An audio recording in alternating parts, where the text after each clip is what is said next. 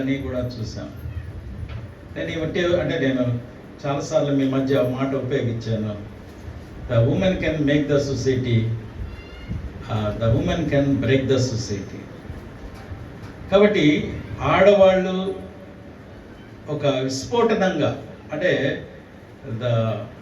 ఆమె ఉంది, రాళ్లతో కొట్టబడుతున్నటువంటి స్త్రీని ఎప్పుడైతే ప్రభు నేను క్షమిస్తూ ఉన్నానో అప్పటి వరకు ఆమె జీవితం ఏమో, కానీ షీ మేక్ ద సొసైటీ, ఒక సమాజంలో నుంచి ఒక కొత్త మనిషిని దేవుడు తయారు చేశాడు.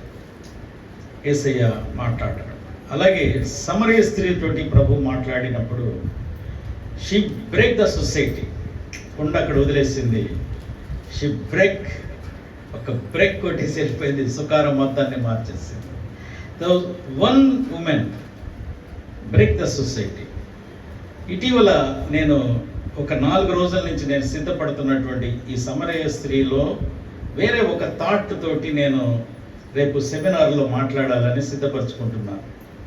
దాంట్లో నేను చూసింది ఏంటంటే, మనం Yesu Prabhu the methodology how he was presented the salvation, అంటే ద మెథడాలజీ ఆఫ్ సాల్వేషన్.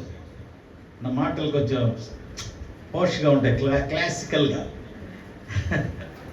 అందుకనే మన ఆఫీసులో కూడా నేను మీకు చర్చిలో చెప్పిన మెసేజ్ చెప్పాను, you are the light of the world, you are the light salt of the world అనే మాట్లాడితే ఆ జీవనదిని పాట రాసిన ఆయన వచ్చి స్టేజ్ నేను దిగాను, వచ్చి వాటేసుకున్నాడు. ఆయన వచ్చాడు అక్కడికి ప్రోగ్రామ్కి. సార్ అన్నా నేను విన్నాను, జస్ట్ టుడే ఐఎమ్ సీయింగ్ అన్నా. సో కొన్నిసార్లు కొన్ని పదాలు భలే మెలోడీగా, అంటే టేస్ట్ఫుల్గా ఉంటాయి. So the methodology how to promote the salvation, నేను ఇంగ్లీష్లో మాట్లాడి తర్వాత తెలుగులో చెప్తాను. So the methodology to correct చేయడం కంటే కనెక్ట్ అవ్వడం అనేటువంటిది రైట్ థింగ్. మనం చాలామందిని కరెక్ట్ చేయాలని చూస్తాం, కనెక్ట్ చేయడం కాదు, వాళ్ళని కనెక్ట్ అయ్యి వాళ్ళతో కలిసి వాళ్ళని మూమెంట్. జీసస్ క్రైస్ట్ ఇక్కడ చేసినటువంటిది, ఆమెని నువ్వు తప్పమ్మా, నువ్వు చేసేవమ్మా అని మాట్లాడలా, నీకు నేను జీవజలాలను ఇస్తానంట. సో తర్వాత నేను ఎప్పుడన్నా మీతోటి, నేను అక్కడ చెప్పిన తర్వాత మీతోటి మాట్లాడతాను. ఈరోజు నేను దాన్నే తీసుకుందాం అనుకున్నాను, కానీ నాకు అందుకన్నా ఒక పవర్ఫుల్ మెసేజ్ ఉంది, అందుకని నేను దీన్ని మాట్లాడుతూ ఉన్నాను. ఈరోజు నేను పాస్టర్ గారికి చెప్పాను, నేను అన్నా మీరు ఏం మాట్లాడబోతున్నారు అంటే, నేను I want to speak about the Rizpah అనేటువంటి ఆమె గురించి మాట్లాడుతున్నాను. బైబుల్ ఎక్కడో ఏం నేను కూడా వెళ్ళలేదే ఏంది అన్నట్టు. సో రిస్పా అనే ఆమె గురించి ఇప్పుడు మనం స్టడీ చేయబోతున్నాం. ఈ రిస్పా అనేటువంటి ఆమె అక్కడ బైబిల్లో మనం సోదరి చదివింది, అయ్యా కుమార్తె రిస్పా గోనె పట్ట తీసుకుని కొండపైన పరుచుకొని కోతకాలము ఆరంభం మొదలుకొని ఆకాశం నుండి వర్షము ఆ కళేబరాల మీద కురియ వరకు అచ్చటే ఉండి, పగలు ఆకాశ పక్షులు వాటి మీద వాలకుండా, రాత్రి అడవి మృగాలు దగ్గరకు రాకుండా వాటిని కాల్చుతూ ఉండగా, అయ్యా కుమార్తె యగు రిస్పా అను సౌలు ఉపపత్ని చేసినది దావీదుకు వినపడను. ఇది చదివాను, కానీ చరిత్ర చెప్తున్నాను. రిస్పా అనేటువంటి ఆమె సౌలు రాజుకి ఉపపత్ని, రెండవ వారీగా. రాజులకి ఉపపత్నులు చాలామంది ఉంటారు మామూలుగా. సో ఆ ఉపపత్నిలో ఒకరైనటువంటి ఈ రిస్పా అనేటువంటి ఆమె యొక్క దైవికమైనటువంటి ఆలోచన, తన బిడ్డల కోసమైనటువంటి ఆ యొక్క కసి, ఆ బిడ్డల కొరకైనటువంటి ఆ తపన, ఈరోజు నేను మీతో మాట్లాడతాను. ఒక తల్లిగా, ఒక స్త్రీగా ఆమెలో ఉన్నటువంటి లక్షణాలని మనం పిక్ చేద్దాం, వెతుక్కుందాం, ఆ వెతికినటువంటి దాన్ని తెలుసుకుందాం. ఇక్కడ ఏమి జరుగుతుందంటే, దావీదు పరిపాలిస్తున్న కాలం, చరిత్ర కాబట్టి చాలా ఆసక్తిగా ఉంటుంది. దావీదు పరిపాలిస్తున్న కాలంలో ఒకసారి కరువు, 1-2 సార్లు కరువులు వచ్చాయి. దేవుని యొక్క ఉగ్రత మనుషుల మీదకి వచ్చినప్పుడు ఖచ్చితంగా ఆ ఉగ్రతని చూస్తారు మానవుడు. ఆ ఉగ్రత వచ్చినప్పుడు చాలా కరువు వస్తుంది. కరువు వచ్చిన తర్వాత దావీదు దేవుని దగ్గర విచారణ చేస్తాడు. అయ్యా, ఏంటి దీనికి కారణం, ఈ కరువుకి కారణం ఏంటి అని ఆయన అడిగినప్పుడు ఆయన చెప్పిన మాట ఏంటంటే, ఈ అధ్యాయం మొదటిలో, నేను గిబియోనీయులు అనేటువంటి వారిని హతము చేయొద్దు అని నేను సౌలుకి చెప్పాను. అంటే ఒక ఒడంబడి ఉంది. కానీ ఈ గిబియోనీయుల్ని మొత్తం కూడా హతము చేశారు కనుక ఇదిగో దీనిని బట్టి నేను ఈ కరువుని తీసుకొని వస్తున్నాను అని అన్నాడు. అసలు గిబియోనీయులు ఎవరు? ఈ గిబియోనీయులు అనేటువంటి వారు అమోరియలలో ఒక గ్రూప్, శేషించిన వారు, మిగిలినటువంటి వారు. సో అమోరియలు అనేటువంటి వాళ్ళు ఇజ్రాయేలీయులకి శత్రువులుగానే ఉండారు.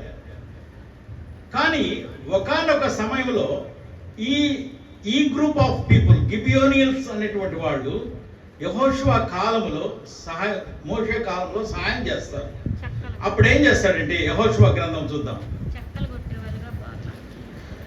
9వ అధ్యాయము 26-27 వచనాలు చూడండి. చరిత్ర కాబట్టి కొంచెం ఆసక్తిగా విందాం.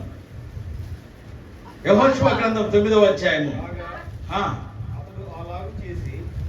ఇశ్రాయేలీయులు గిబియోనీయులను చంపకుండా వారి చేతులలో నుండి విడిపించారు. అయితే సమాజం కొరకు యెహోవా ఏర్పరచుకున్న చోట నుండి బలిపీఠం కొరకును. అయ్యా, 9వ అధ్యాయము 26-27. కట్టెలు నరుకు వారు గాను గాను దేవాలయంలో వాళ్ళకి పని అప్పచెప్పాడు. ఎవరు? మోషే, యెహోషువ కాలం. కాబట్టి వాళ్ళని వాళ్ళ జనాంగంలో కలుపుకున్నారు. కానీ తర్వాత కాలంలో ఆ యొక్క సౌలు వాళ్ళని క్షమించాల్సింది పోనిచ్చి దేవునికి ప్రజలకి హెల్ప్ చేసినటువంటి ఎరుకోలో ఒక ఆమె సహాయం చేస్తే కాపాడారా లేదా అంటే ఒకసారి అష్యూరెన్స్ ఇచ్చిన తర్వాత వాళ్ళని తెచ్చుకున్నాడు. కాబట్టి ఈ గిబియోనీయులను కూడా దేవుడు వాళ్ళని రాహాబుల్ కనుక దేవుడు వాళ్ళని క్షమించిన తర్వాత, వాళ్ళని కలుపుకోమన్న తర్వాత ఈ సౌలు రాజు చాలా వాళ్ళందరినీ హతం చేశాడు. అందుకని ఈ యొక్క కరువు మీ దేశంలోకి వచ్చింది అని దావీదుతో చెప్పారమ్మా. కథ వినండి. అప్పుడు దావీదు ఏం చేస్తాడంటే గిబియోనీయుల్ని పిలుస్తాడు. అయా గిబియోనీయులారా, మా మాట మేము తప్పు చేసాము, కాబట్టి ఏదో పొరపాటు జరిగిపోయింది.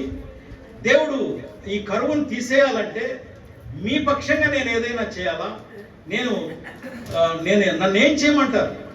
మీ పక్షంగా మేము చేసిన ద్రోహానికి, మా రాజుగా సౌలు చేసిన ద్రోహానికి నేనేం చేయాలా?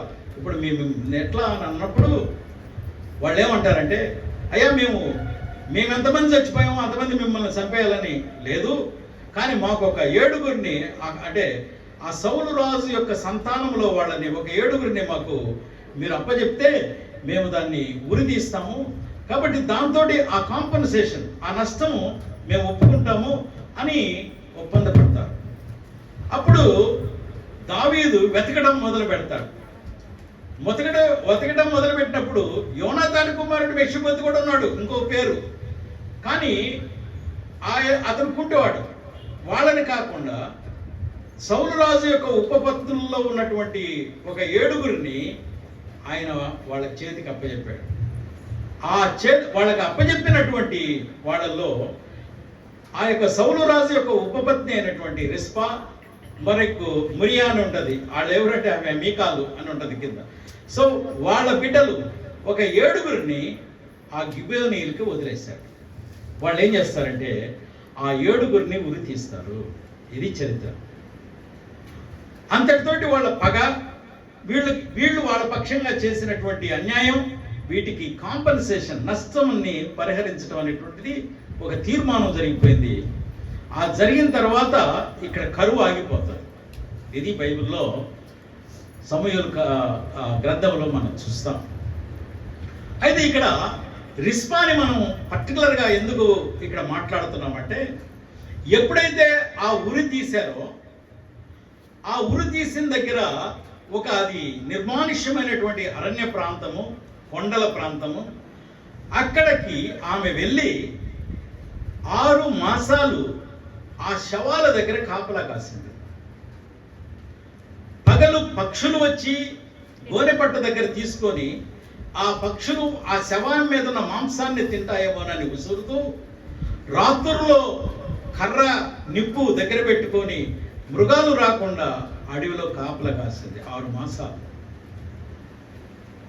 ఆ తర్వాత అంటే ఏప్రిల్ మాసం మొదలుకొని అక్టోబర్ మాసం వర్షాలు పడేంత వరకు కూడా ఆమె అక్కడ కూర్చుంది. అంటే ఆ వర్షానికి కుళ్ళిపోయి పూర్తిగా ఇదైపోతాయి. సో ఆమె చేస్తున్నటువంటి ఆ పని అది వినవచ్చినప్పుడు దావీదుకి తెలిసింది. దావీదు చలించిపోయాడు అనమాట. ఇది స్టోరీ. ఆ జరిగింది మళ్ళీ మనం మాట్లాడుకుందాం. ఒక 6 మాసాలు ఆమె అక్కడ ఉంది. ఈ రిస్పా అనేటువంటి ఆమె పేరు అర్థం ఏంటంటే, రిస్పా అనే మాటకి అర్థము మంట, రిస్పా అనే మాటకి అర్థము రాయి. ఈమె ఎందుకు ఇంత బిడ్డల యొక్క శవాల దగ్గర కాపలా కాసింది? ఈరోజు చచ్చిపోయిన శవాల దగ్గర బిడ్డలని దేవుని ఆజ్ఞ నిమిత్తము, దేవుని యొక్క మాట నిమిత్తము ఆమె కాపలా కాస్తుంది. తన బిడ్డల మీద ఉన్న ప్రేమ నిమిత్తము అక్కడ కాపలా కాసింది శవాల దగ్గర 6 నెలలు. ఈరోజు బ్రతికున్న బిడ్డల కోసంగా, మన కుటుంబంలో ఉన్న బిడ్డల కోసంగా ఎంతమంది తల్లులు వారి బిడ్డల కోసమైనటువంటి ఆ కమిట్మెంట్, ఆసక్తితో ఆ దేవుని ఆజ్ఞ ప్రకారం వారిని చాకడం, వాళ్ళని పెంచడం అనేటువంటిది ఇట్స్ ఎ సవాల్ టు us. కారణం ఏంటో బైబిల్లో మనం చూస్తే మనం గమనించాల్సినటువంటి విషయం ఏంటంటే, ద్వితీయోపదేశకాండం 21వ అధ్యాయం 22, 23 వచనం గబగబ చదువుతాం.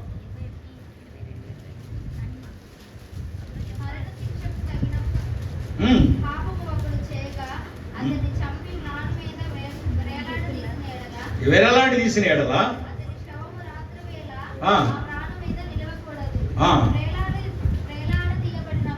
వేలాడి తీయబడిన వాడు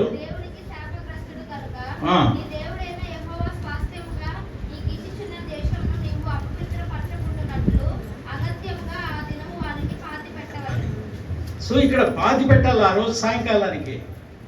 కానీ 2వ మాట ఎక్కడ చూస్తామంటే సమూయేలు గ్రంథంలో 17వ అధ్యాయము 43, 44లో దావీదుకును గొలియాతుకి యుద్ధం జరిగేటప్పుడు గొలియాతు అంటాడు, రే ఈ రోజు నిన్ను చంపి ఆకాశ పక్షులకును మృగాలకును నీ శరీరాన్ని ఇస్తాను. ఇట్ ఇస్ ఎ కర్స్ అన్నమాట, ఒక శాపం. ఎప్పుడైతే ఒక వ్యక్తి నిజముగా సరిగ్గా సమాధి చేయకపోతే, బైబిల్లో ఉంది, ఒక వ్యక్తి నిజముగా ఖచ్చితంగా సమాధి చేయకపోతే అది శాపం. ఒక శరీరాన్ని మాంసం కుక్కలు తినేస్తున్నాయంటే అది శాపం. కాబట్టి ఈ రిస్పా అనేటువంటి ఆమె తన బిడ్డల విషయాన్ని ఈరోజు ఆలోచన చేస్తుంది.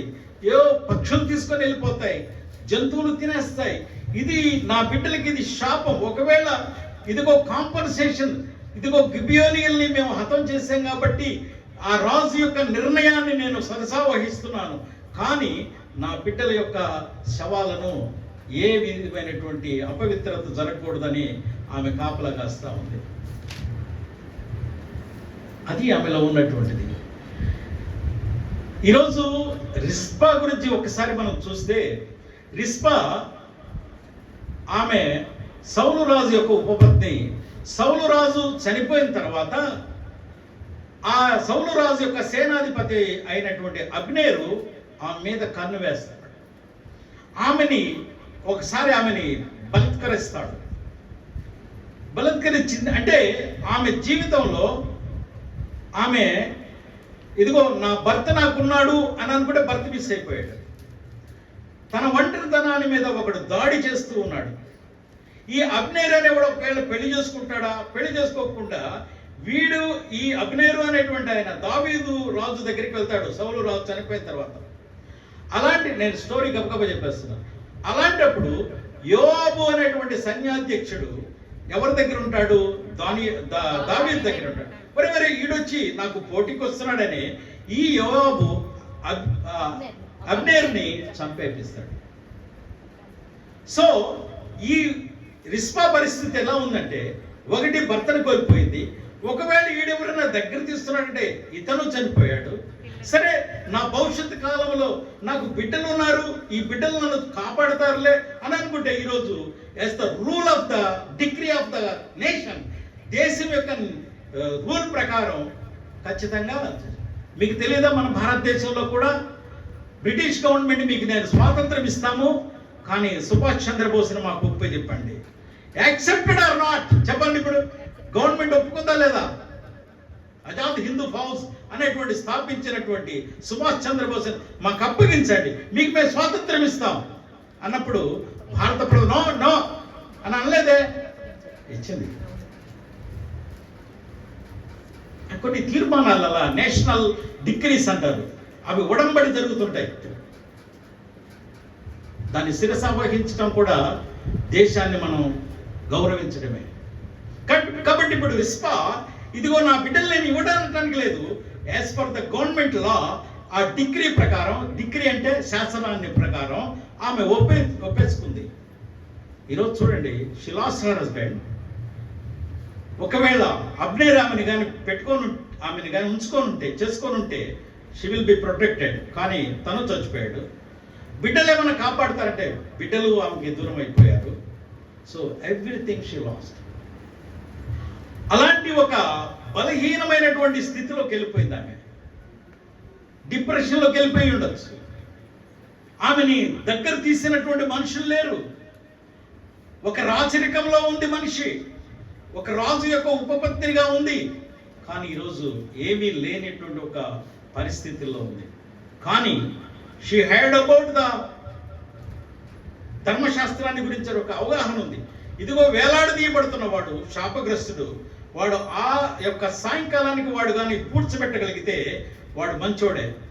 లేదు అంటావా, వాడి శరీరాన్ని కానీ పక్షులు కానీ ఒక మృగాలు కానీ తిన్నాయంటే వాడు శాపగ్రస్తుడే. కాబట్టి ఇప్పుడు ఆమెను వాళ్ళని పట్టించుకునేవాడు ఉండడు. కాబట్టి ఆమె తన తీర్మానాన్ని తీసుకొని ఆమె రాత్రి పగల్లో 6 నెలలు ఆ బిడ్డల కోసం కాపాడుతుంది. ఈరోజు ఒక దేవుని యొక్క చట్టం నిమిత్తము, ఆ బిడ్డల మీద ఒక నింద రాకుండా ఉండే నిమిత్తము ఆ రిస్పా అనేటువంటి ఆమె అంత ఆ రాత్రుల్లో లేక 6 మాసాలు ఐసోలేటెడ్గా ఒంటరిగా అరణ్యములో, ఆ మనుషులు సంచారం లేనటువంటి ప్రాంతాల్లో, కొండ ప్రాంతంలో ఆమె 6 నెలలు జీవించిందంటే మనకు ఆశ్చర్యంగా ఉంది. ఇది నమ్మటానికేనా అన్నట్టుంది, కానీ నమ్మాల. కారణం ఏంటంటే 2025 అంటే ఇంకా సంవత్సరం కాల 25 జూలై మాసంలో ఆమె పేరు నీనా కుటిన్ అనేటువంటి ఒక రష్యా ఆమె భారతదేశానికి వచ్చి ఆమె ఎట్లా చేరిందో ఏమో 6 సంవత్సరాలు కర్ణాటక అరణ్యాలలో ఒక గుహల్లో ఆమె నివసించింది 2 కుమార్తెలతోటి. ఒక పాపకు 6 మాసాలు, ఆ పాప పేరు ప్రేమ, రెండవ దాని పేరు అమ్మ అనేటువంటి పేరు. ఆ 2 పాపలను పెట్టుకొని అరణ్యములో గుహల్లో ఆమె వంట చేసుకుంటూ ఏం తింటుందో ఏమో. భారతదేశంలో ఇంకా సంవత్సరం కాలేదు, పేపర్లన్నీ వేసేయి, పోయి గూగుల్ చెక్ చేసుకోండి. ఆ పేరు నీనా కుటియన్, రష్యన్ ఉమెన్. ఆమె జీవించింది. కరెంట్ లేదు. ఆమె ఎలాగా బ్రతికిందంటే రిచ్గా బ్రతికింది. కానీ ఎందుకు నువ్వు ఇక్కడ ఉన్నావు, ఏదో పోలీసులు కూంబింగ్ చేస్తా ఉంటే ఆ కూంబింగ్లో ఆమె దొరికింది. ఆశ్చర్యపోయారు. అసలు ఇంత పెద్ద అరణ్యంలో కాకులు దూరని కారడివి, చీమల దూరని చిట్టడివి, కీకారణ్యము. అలాంటి కీకారణ్యంలో ఒక ఆమె భారతదేశంలో జీవిస్తూ ఆమె పాస్పోర్టు కథ హైడ్ అయిపోయింది, కనిపించట్లేదు. అక్కడ దొరికింది ఆమె. ఎటుపోయింది అనుకున్నారు? ఇది నాన్న పాసిబుల్లా అన్పాసిబుల్లా? ఇది సంభవమా అసంభవం అంటే ఇట్ ఈస్ పాసిబుల్. ఆమె అరణ్యంలో 6 మాసాలు అక్కడ ఉందనంటే ఇట్స్ పాసిబుల్.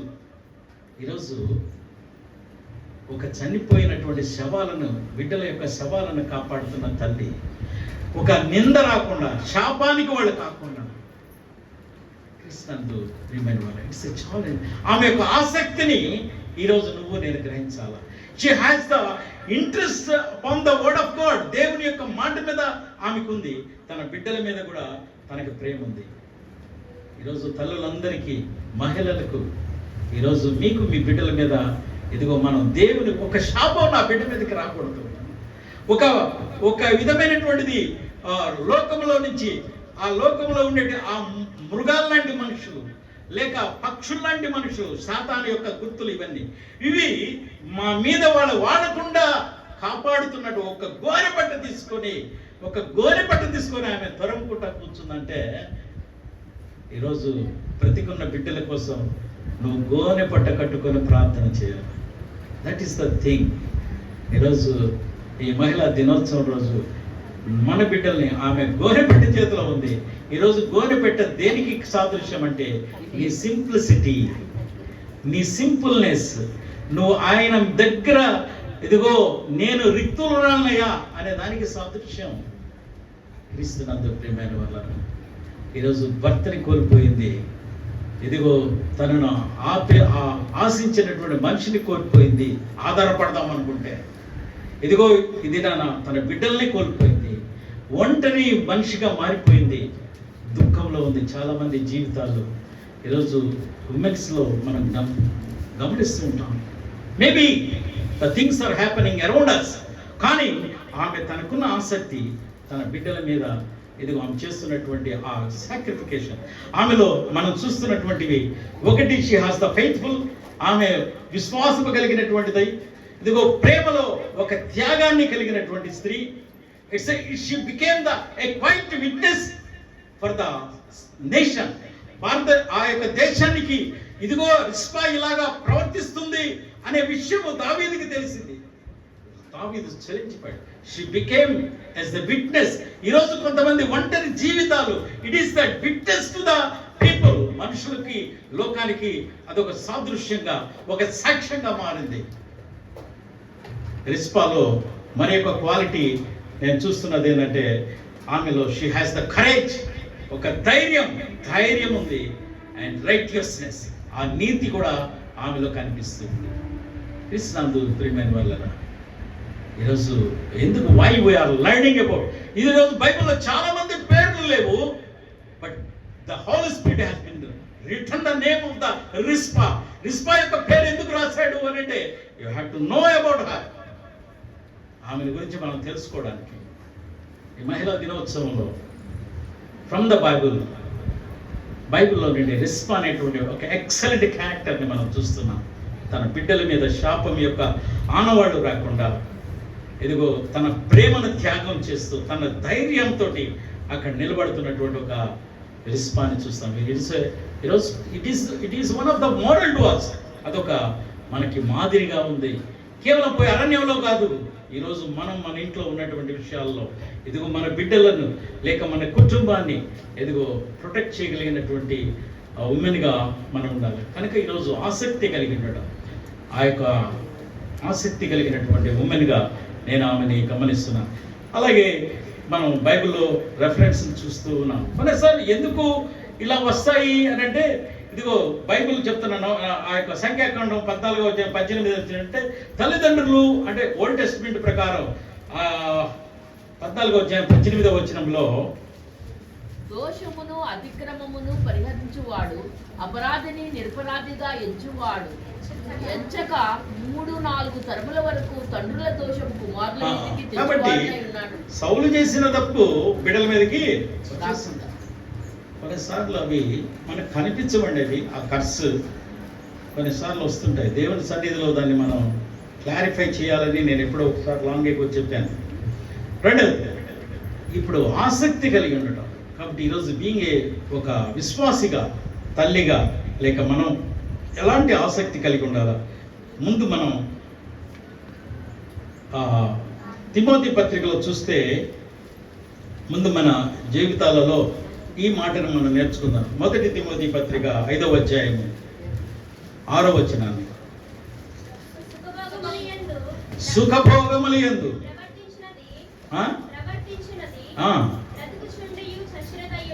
అది సుఖభోగాల మీదే ఉండి, సుఖభోగాల మీదే నువ్వు కానీ నీ మైండ్ కానీ ఉంచుకుంటే నువ్వు చచ్చిన వాళ్ళతో సమానం. అండర్లైన్ చేసి పెట్టా. సుఖభోగాల మీదే ఉంటే మనం చచ్చిన వాళ్ళతో సమానం. సో దేవుని యందు ఆసక్తి కలిగినటువంటి కాబట్టి ప్రార్థనలో ఆసక్తి కలిగి ఉన్నాం. ఫస్ట్ ప్రార్థనలో ఆసక్తి. అపోస్తల కార్యం లేకపోతే యాకోబు పత్రిక 5వ అధ్యాయం 17వ వచనం చక్క చూసి చదువు. 5వ అధ్యాయం 17వ వచనంలో ఏలియా మన వంటి స్వభావం కలిగిన వాడే వర్షింపబడున్నట్లు అతడు ఆసక్తితో ప్రార్థన చేయగా 3.5 సంవత్సరముల వరకు భూమి మీద వర్షింపలేదు.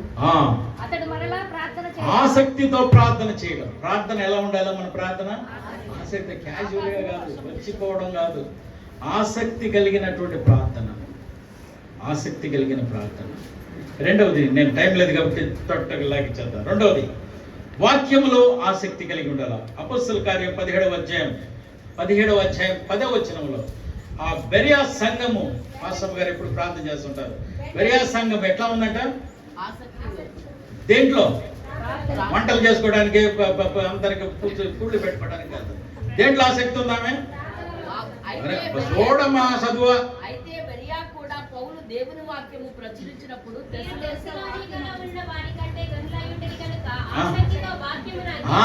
ఆసక్తితో వాక్యాన్ని అంగీకరించేటువంటి వాళ్ళు. అది పాయింట్.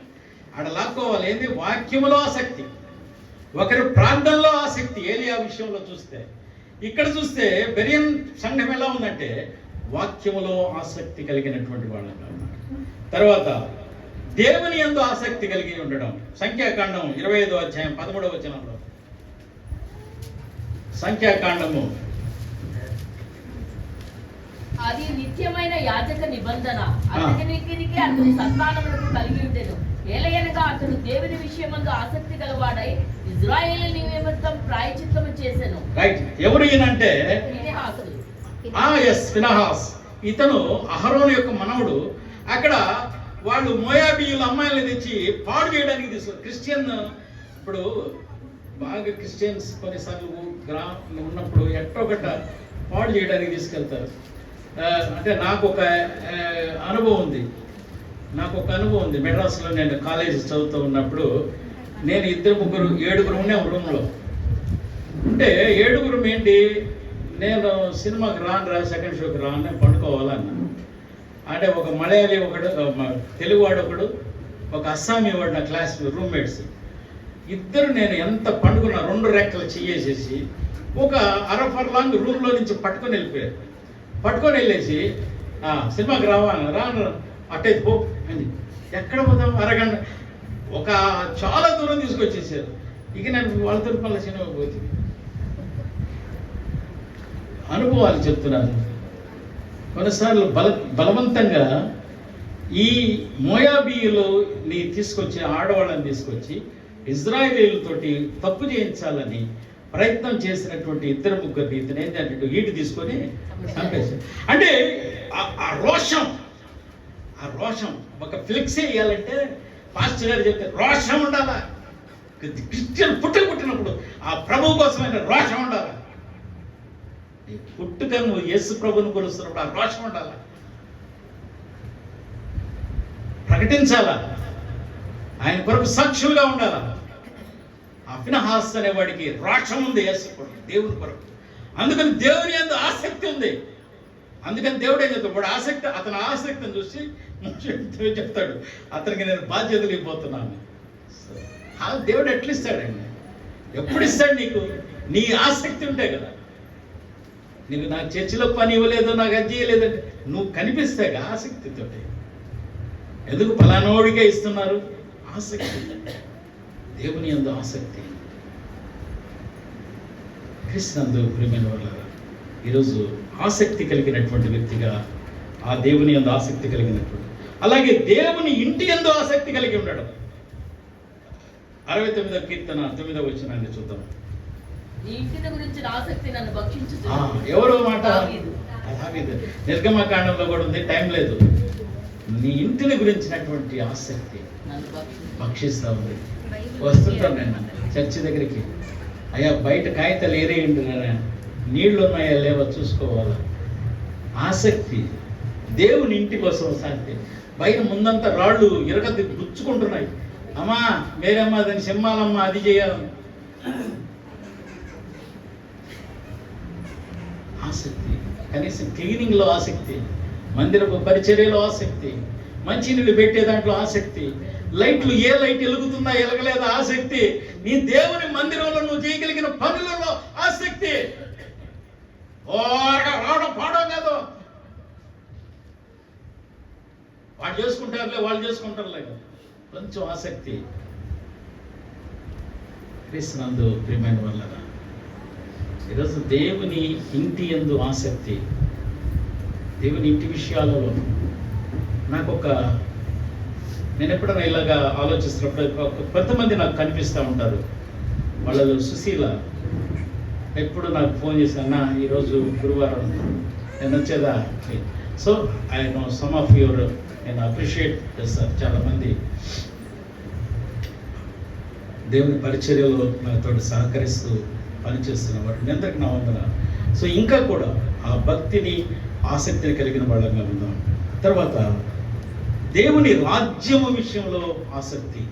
రోమీయులకు రాసిన పత్రిక 14వ అధ్యాయం 19వ వచనాన్ని చూద్దాం. కాబట్టి సమాధానమును పరస్పర క్షేమాభివృద్ధిని కలుగు చేయు, వాటిని ఆసక్తితో అనుసరించు.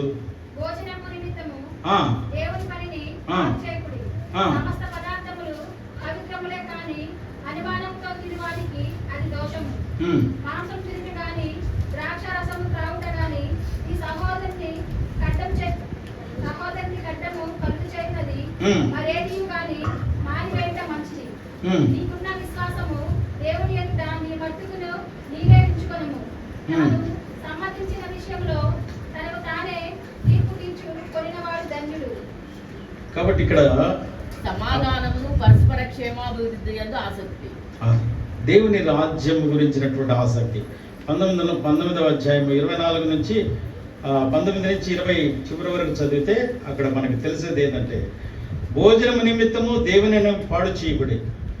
భోజనాలు, చర్చిలో భోజనాలు అంటే, అరే నీళ్ళ ధర నిమ్మ అంటే నిద్ర వస్తుందమ్మ, కట్టెల ధర కమ్మ అంటే కాలు నొప్పి అమ్మ, ఒరే బొచ్చి తెచ్చుకోరా తెమ్మ అదంటే ఇంకో ముద్దయ్యమ్మ, ఇంకో ముద్దయ్య. భోజనాలు ప్రార్థన అంటే కూడా శోభ ఆడు చేయగాకండమ్మా, భోజనాల కోసం దేవుని రాజ్యం కోసం. పర్వతమ్మ ఇది బైబిల్లో ఉందంట, నీ గట్ట కనిపించిందన్న అంటున్నా. భోజనాల కోసం కాదు, భోజన కావాలండి, నేను కాదంటున్నా. దాని నిమిత్తము డిస్టర్బ్ కాకూడదు. కాబట్టి ఎక్కడ మా చదివే 9వ కాబట్టి సమాధానము పరస్పర క్షేమము. 17వ వచనం, దేవుని రాజ్యము భోజనము పానము కాదు కానీ నీతియు సమాధానమందరూ పరిశుద్ధాత్మ ఆనందం. కాబట్టి మనం ఆయన సమాధానం, ఆయన రాజ్యం కొరకు అయినటువంటి. సో ఆల్ ద థింగ్స్ ఎందుకు బేస్ చేస్తున్నాము, ఎందుకు ఎన్ని చేస్తున్నామంటే ఆయన రాజ్యాన్ని చూపించడానికి. ఒక ఫెలోషిప్, యేసు ప్రభు ఎక్కడికి వెళ్ళినా భోజనాలు పెట్టారమ్మా, తప్పంటం లేదు. దాని నిమిత్తము మందిరం పాడు కాకూడదు, అది అక్కడ మీరు గుర్తు చేసుకోవాల్సింది. యేసు ప్రభు ఎక్కడికి వెళ్ళినా ఫెలోషిప్ని ఇచ్చాడు ఆయన, మనం దాన్ని తప్పు అనటం లేదు, కానీ దాని నిమిత్తం ఇంకొక రాంగ్ జరగకూడదు. సో దేవుని రాజ్యాన్ని ప్రస్ఫుటపరిచేటువంటివి ఆసక్తి మనలో ఉండాలి. చివరిగా మారు మనసు యందు ఆసక్తి కలిగి ఉండాలి. ప్రకటన గ్రంథం 3వ అధ్యాయం 19వ వచనం తర్వాత లవోదికయ సంఘంతో మాట్లాడిన తర్వాత పరిశుద్ధాత్మ దేవుడు మాట్లాడుతున్నటువంటి మాట, నేను త్వరగా వచ్చు. 3వ అధ్యాయము 17 కానీ 19. నేను ప్రేమించు వారందరినీ ప్రేమించుచున్నాను కనుక నీకు ఆసక్తి కలిగి మారు మనసు పొందు. ఆసక్తి నేను ప్రేమించే వారిని ఏం చేస్తున్నాడట? గద్దించి శిక్షించుచున్నాడు. ఆయన ప్రేమించే వారిని అసలు దండించి తీసుకొని వస్తున్నాడు. కొన్నిసార్లు మనకి శ్రమ వస్తుంది, ప్రభు నిన్ను ప్రేమిస్తున్నాడని ఆ మారు మనసు ఏదో పొందు. తప్పిపోయిన కుమారుడు తన మారు మనసు పొందుతున్నాడు. పందుల పట్టు దగ్గరికి వెళ్ళి కొన్నిసార్లు ఎందుకు వచ్చింది నా ఇంట్లో ఈ ప్రాబ్లం అని అనుకున్నప్పుడు నీ మారు మనసుని ప్లాన్ చేయి. నువ్వు మారు మనసు ప్లాన్ చేయకుండా నువ్వు ఎన్ని ప్రార్థనలు పెట్టుకున్నా సీన్లే. మారు మనసు మనలో రావాలా, మనలో చేంజ్ రావాలా. మనం ఎంత మందిరాలకు వస్తున్నా కాదు, ఏ కీడు వస్తుంది, ఏ శ్రమ వస్తుంది. ఇదిగో ప్రభు చాలా సూటిగా లవోదికీయ సంఘంతో మాట్లాడిన తర్వాత ఆయన ఇస్తున్నటువంటి కాన్సెప్ట్ ఏంటంటే, ఇదిగో నేను కొన్నిసార్లు శిక్షలకు తీసుకొస్తున్నాను, దీన్ని నువ్వు గ్రహించి మారు మనసులోకి రా. సో మారు మనసు ఎందుకు దేంట్లో ఆసక్తి కావాలంట? మారు మనసులో ఆసక్తి కావాలి.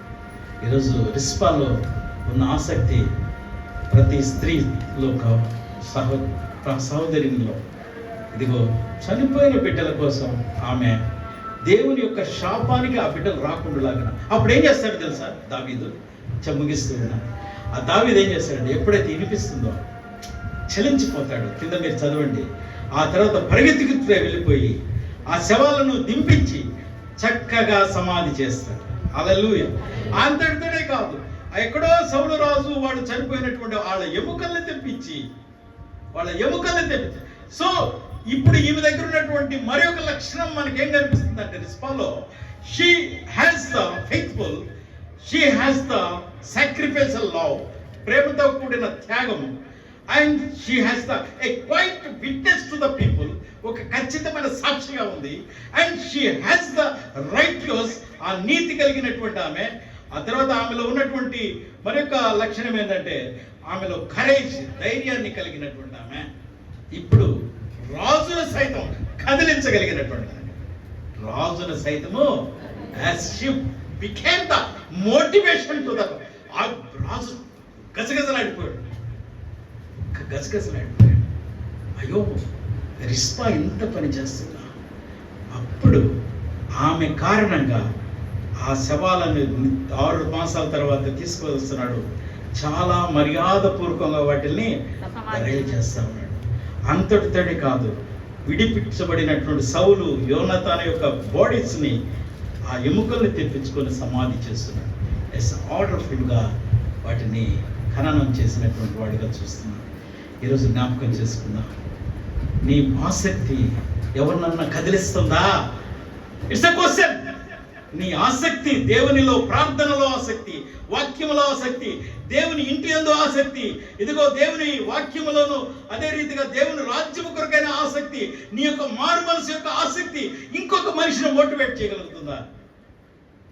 ఈరోజు మహిళా దినోత్సవం రోజు ఇట్స్ ఎ ఛాలెంజింగ్ టు అస్.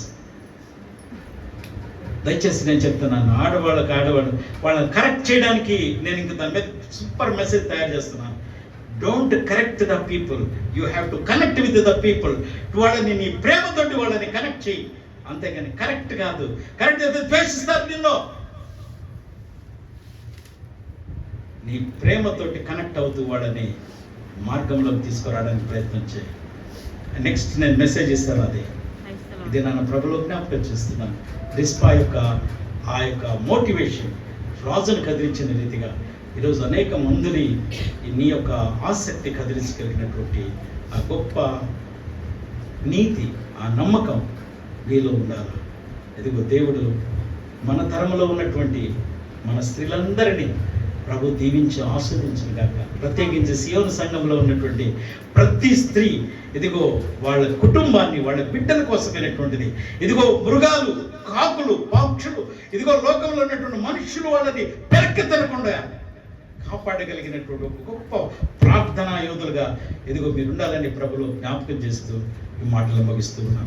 ప్రార్థన చేసుకుందాం. మన మధ్యలో ఉన్నటువంటి ఎలిజబెత్ అమ్మ మన ప్రార్థనలో నడిపిస్తుంది.